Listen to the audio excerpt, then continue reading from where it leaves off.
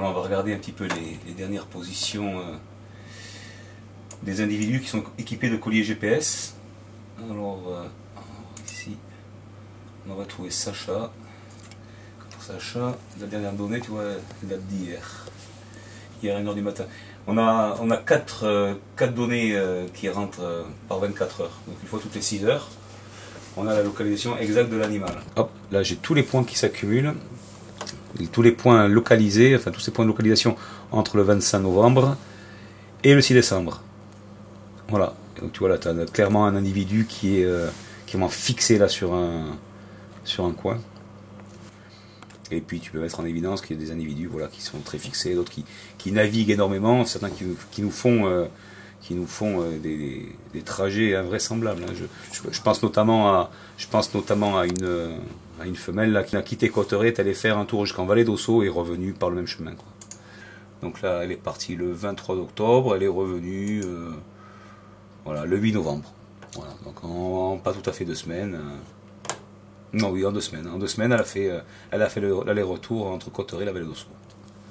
Et tu vois, ce qui est très rigolo, c'est qu'on voit qu'à l'aller au retour, elle emprunte à quelque chose près le même trajet. Ce réseau de crêtes sur lesquels ils circulent, pour eux, c'est des boulevards, c'est des autoroutes. Alors, pour retrouver ces animaux et pour en assurer le suivi au quotidien, en fait, on dispose, on va dire, de trois outils principaux. C'est d'abord l'interface internet GPS qu'on a vu ce matin avant de partir. En général, moi je mets toujours un petit coup d'interface internet, ça permet d'un peu d'orienter les recherches et la journée de suivi. On a sur le terrain l'antenne qui capte les signaux VHF émis par les colliers. Et pour les autres, comme tous ne sont pas équipés de colliers, le meilleur moyen, ça reste encore la paire de jumelles et la lunette. C'est une des dernières femelles lâchées. Et quasiment depuis le lâcher, depuis le jour du lâcher, elle ne quitte pas ce coin-là. Elle est au plus à l'est de la rive gauche du couloir de Ribéret, là. Et elle vient jusque dans les voies, là. Et ça, c'est vraiment son secteur. En fait, en coloration, c'est relativement proche, c'est monochrome. Il suffit qu'ils aient mangé un petit peu avant, qu'ils soient en train de ruminer, ils se couchent. Et là, des fois, tu peux y passer un moment avant de le trouver. Assez discret. Puis il y a des animaux vraiment placides. Donc, et tu peux être très très près. Ça les dérange pas forcément. J'en ai un là, tu vois. Il y a du jaune sur le collier. Je pense que c'est Cora.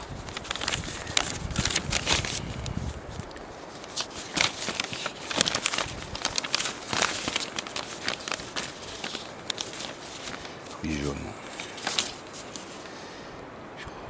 Juste une boucle de capture jaune à l'oreille gauche.